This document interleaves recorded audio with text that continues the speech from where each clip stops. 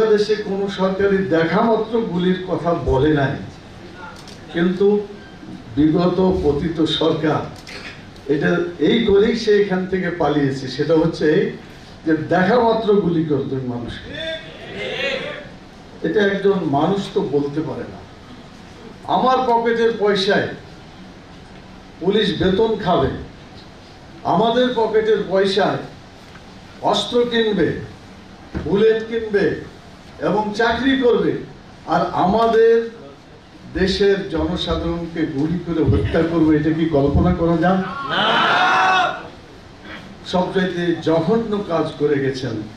আমি বলবো যে তাকে অ্যাডজেক্টিভ খুনি সরকার ছাড়া বিকল্প কোনো কথা দিয়ে মানাবে।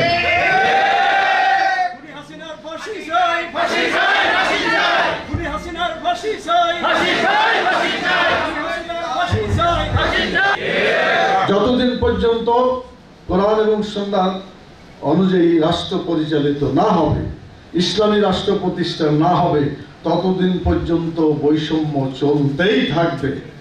অতএব আপনাদের আমাদেরকে সিদ্ধান্ত নিতে হবে, আমরা কি সমস্ত বক্তৃতা আলোচনা করে আমাদের জীবনকে শেষ করে দেব? তা হতে পারে না।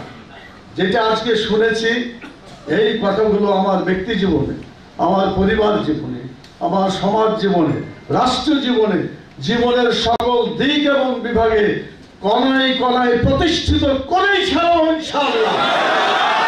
প্রত্যেকটা সংস্থা এবং প্রতিষ্ঠানে নতুন লোক, সৎ লোক, আল্লাহর ভয়ে যারা ভীত, যারা ন্যায় করতে পারে, ইনসাফ করতে পারে, এইরকম লোক রিক্রুট না করা পর্যন্ত এ পচা সমাজ ভালো হতে পারে না।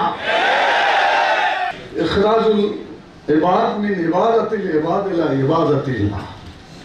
মানুষকে মানুষের গোলামি থেকে টেনে বের করতে হবে এবং মানুষের গোলামি বাদ দিয়ে আল্লাহর গোলামিতে প্রত্যেকটা মানুষকে আনতে হবে, তাহলে বৈষম্যহীন সমাজ প্রতিষ্ঠা হবে। We can never reach our goal until and unless we follow the footprints of Prophet Muhammad sallallahu alaihi wasallam. We can never reach our goal. কোনদিনই আমাদের গন্তব্যস্থলে আমরা পৌঁছতেই পারবো না until and unless, যে পর্যন্ত এবং যতক্ষণ পর্যন্ত না মুহাম্মদ রাসূলুল্লাহ সাল্লাল্লাহু আলাইহি ওয়াসাল্লামের পা রেখে আমরা যতক্ষণ না চলবো, ততক্ষণ পর্যন্ত আমরা আমাদের গন্তব্য পৌঁছতে পারবো না। প্রত্যেকের বাড়ি এক একটা দুর্গে পরিণত করতে হবে ইসলামী আন্দোলনের। তাদেরকে নির্বাচিত করা যাবে না, এটা হারাম বিলকুল। আল্লাহর ভয় যার নাই তাকে নির্বাচিত করা জঘন্য অপরাধ, গুনাহ, জাহান্নামে যাওয়ার কারণ হবে। আপনার একটা ভোটে একটা বেনামাজি নির্বাচিত হলো, আপনার একটা ভোটে একজন সুদখোর, নিজেও সুদ খায়, একজন নির্বাচিত হলো, ঘুষ খায়। ওরা যদি এই আকাম কুকাম গুলো করে, এই গুনাহগুলো যারা ভোট দিবে তারা পাবে না? অবশ্যই পাবে।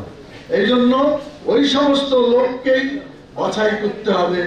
সূরা তওবাতে একটি আয়াত আছে, আয়াত নম্বরটা মনে আসছে না, ইন্নামা ইয়ামুরু মাসাজিদাল্লাহ মান আমানা বিল্লাহি ওয়াল ইয়াউমিল আখির। আপনারা পড়বেন, মানে কিছু কোয়ালিটি আছে, তাদেরকে নেতা নির্বাচন করতে হবে। আল্লাহর প্রতি ঈমান আসবে, আখিরাতের প্রতি ঈমান থাকবে, নামাজ আদায় করবে, যাকাত চালু করবে, ওয়ালাম ইয়াখশা ইল্লাল্লাহ, আল্লাহ ছাড়া আর কোনো কাউকে ভয় করবে না, পরোয়া করবেন না।